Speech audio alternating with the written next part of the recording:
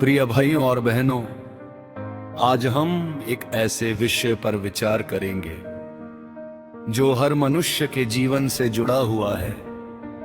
भगवान ने हमें मनुष्य जन्म क्यों दिया? इस पृथ्वी पर असंख्य प्रकार के जीव हैं। कोई जल में रहता है, कोई आकाश में उड़ता है, कोई जंगल में विचरण करता है। सभी जीव खाते हैं, सोते हैं, अपने बच्चों का पालन करते हैं और एक दिन इस संसार को छोड़कर चले जाते हैं।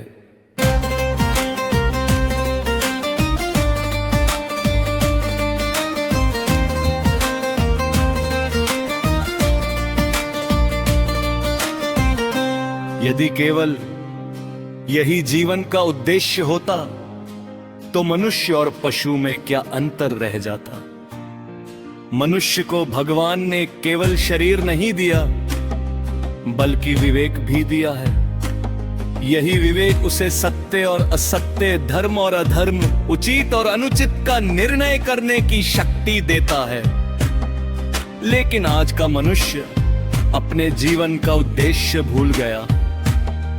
वो धन कमाने में लगा है, नाम कमाने में लगा है, सम्मान पाने में लगा है।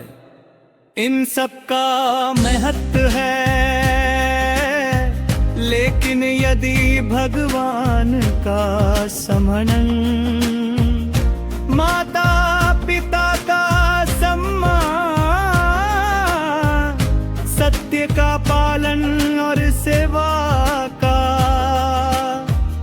भाव जीवन से चला जाए तो मनुष्य जन्म अधूरा रह जाता है।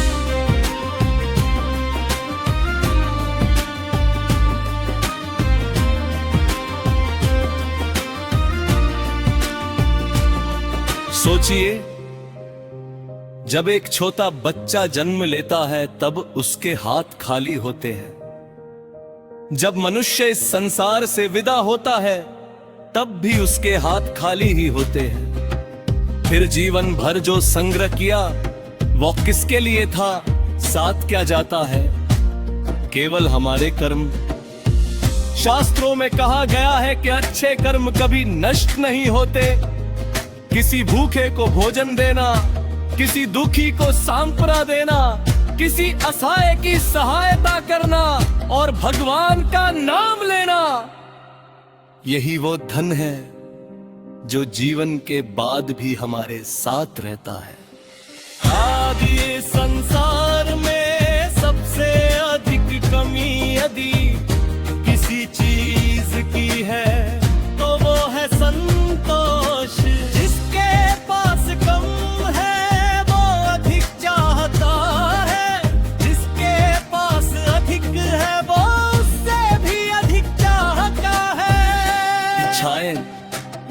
कभी समाप्त नहीं होती, इसलिए संतोष का अभ्यास करना ही मनुष्य जन्म की सबसे बड़ी साधना है।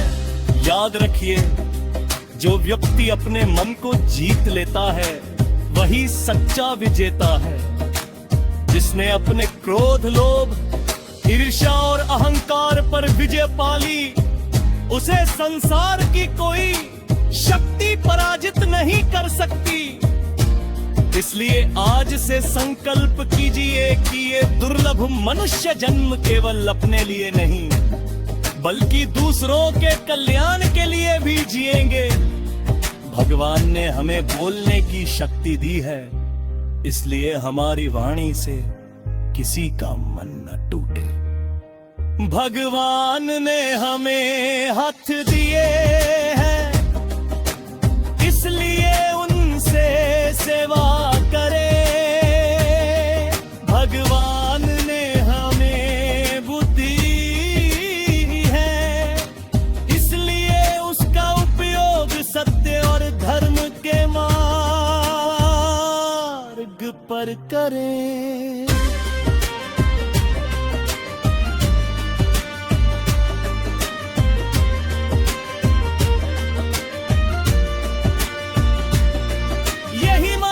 जन्म की पहली और सबसे बड़ी सीख है।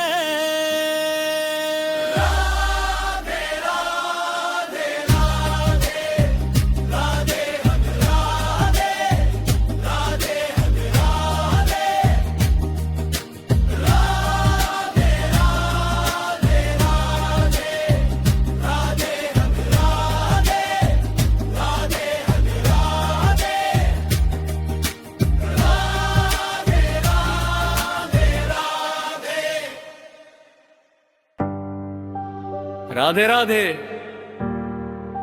भाइयों और बहनों, पिछले भाग में हमने जाना कि मनुष्य जन्म अत्यंत दुर्लभ है।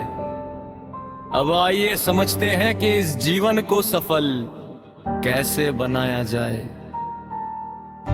भगवान ने हमें मनुष्य बनाकर केवल सांस लेने के लिए नहीं भेजा, उन्होंने हमें सोचने की शक्ति दी, सही निर्णय लेने की बुद्धि दी और प्रेम करने वाला हृदय दिया।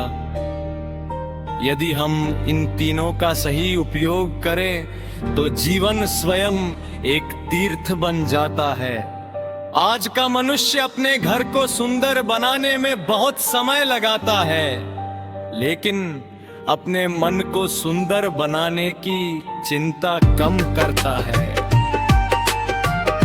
याद रखिए, जिस मन में क्रोध, ईर्ष्या, घृणा और अहंकार भरा हो, वहां शांति नहीं टिक सकती।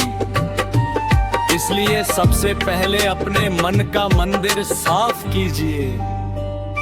एक छोटी सी बात पर विचार कीजिए। यदि कोई आपके बारे में कठोर शब्द बोल दे तो आपको कई दिनों तक दुख होता है, लेकिन जब हम किसी दूसरे का दिल दुखाते हैं तब हम उसके दर्द को क्यों नहीं समझते। इसलिए बोलने से पहले सोचिए कि हमारे शब्द किसी के लिए आशीर्वाद बनेंगे या चोट। मनुष्य जन्म का सबसे बड़ा आभूषण उसका चरित्र है। धन कम हो तो फिर भी जीवन चल जाता है, लेकिन यदि चरित्र चला जाए तो सब कुछ खो जाता है। इसलिए हमेशा सत्य, ईमानदारी और सादगी को अपनाइए। भगवान कभी ये नहीं देखते कि आपने कितना धन कमाया, वे ये देखते हैं कि आपने अपने धन, समय और शक्ति का उपयोग कितना अच्छे कार्यों में किया। किसी जरूरतमंद की सहायता करना, किसी दुखी को हिम्मत देना, किसी वृद्ध का सम्मान करना और माता पिता की सेवा करना, यही सच्चा धर्म है।